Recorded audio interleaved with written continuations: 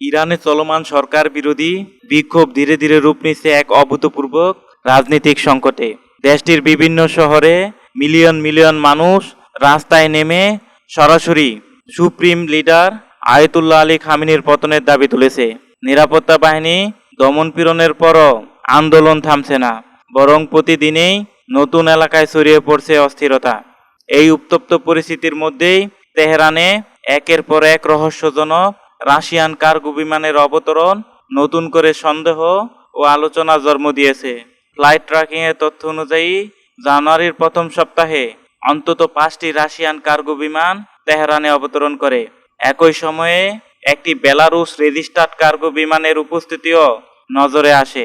সামাজিক মাধ্যমে ছড়িয়ে পড়া তথ্য অনুযায়ী এসব বিমানে রাশিয়া বা চীন থেকে অস্ত্র পরিবহনের আশঙ্কা করা হচ্ছে।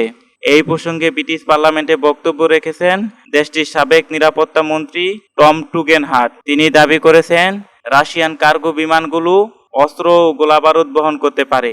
একই সঙ্গে তিনি বলেন, ইরান থেকে বিপুল পরিমাণ সোনা দেশের বাইরে সরিয়ে নেওয়া হচ্ছে, যা শীর্ষ নেতৃত্বের সম্ভাব্য উৎখাতের পরবর্তী জীবনের প্রস্তুতির ইঙ্গিত দেয়। অর্থনৈতিক দিক থেকেও ইরান গভীর সংকটে।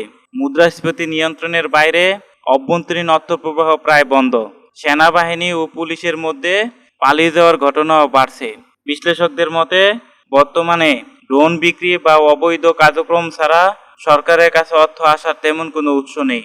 এরই মধ্যে ইরানের ঘনিষ্ঠ সংবাদ মাধ্যম তাসনিম নিউজ এজেন্সি দাবি করেছে রাশিয়া ইরানে পাঠিয়েছে ইস্কান্দার শর্ট রেঞ্জ ব্যালিস্টিক ক্ষেপণাস্ত্র ব্যবস্থা। এই ক্ষেপণাস্ত্র প্রায় 500 কিলোমিটার পাল্লার এবং এটি সাধারণ ও নিউক্লিয়ার দুই ধরনের ওয়ারহেড বহন করতে সক্ষম। বিশেষজ্ঞদের মতে এই অস্ত্র ইরানে পৌঁছালে মধ্যপ্রাচ্যের সামরিক ভারসাম্যে বড় পরিবর্তন আসতে পারে। এইদিকে দেশটির দক্ষিণ পশ্চিম অঞ্চলীয় শহর দেশফুল সহ বিভিন্ন এলাকায় নতুন করে বিক্ষোভ ছড়িয়ে পড়েছে। সামাজিক মাধ্যমে ছড়ানো ভিডিও দেখা যাচ্ছে নিরাপত্তা বাহিনীর কঠোর দমন সত্ত্বেও আন্দোলনকারীরা পিছু হটছে না। এমন পরিস্থিতিতে সুপ্রিম লিডার খামেনি ও শীর্ষ সরকারি কর্মকর্তারা দেশ ছেড়ে যেতে পারেন এমন জল্পনাও জোরালো হচ্ছে। তেহরান এবং মস্কো এখনো আনুষ্ঠানিকভাবে অস্ত্র সরবরাহ, সোনা পাচার বা ইস্কান্দার ক্ষেপণাস্ত্রের বিষয়টি স্বীকার করেনি। তবে ক্রমবর্ধমান অশান্তি, গোপন ফ্লাইট এবং আন্তর্জাতিক নেতাদের মন্তব্য স্পষ্ট করে দিচ্ছে ইরান এই সংকটে শুধু একটি দেশের ভবিষ্যৎ নয়, বরং পুরো মধ্যপ্রাচ্যের ভূ রাজনৈতিক সমীকরণ বদলে দেওয়ার সম্ভাবনা তৈরি করেছে।